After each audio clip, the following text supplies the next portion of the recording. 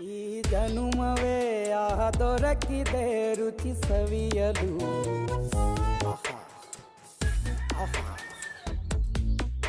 ಈ ಜಗವಿದೆ ನವರಸಗಳ ಉಣಬಡಿಸಲು. ಬಿಸಿ ಬಿಸಿ ಇದೆ, ಬಿಸಿ ಬಿಸಿ ಇದೆ ನಳಪಾಕ ದಿನ ದಿನ ನೂತನ.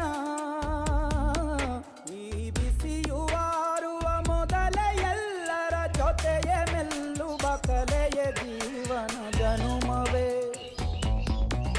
ಈ ಜನುಮವೇ ಆಹ ದೊರಕಿದೆ ರುಚಿ ಸವಿಯಲು.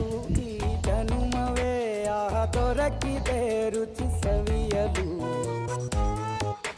ಈ ಜಗವಿದೆ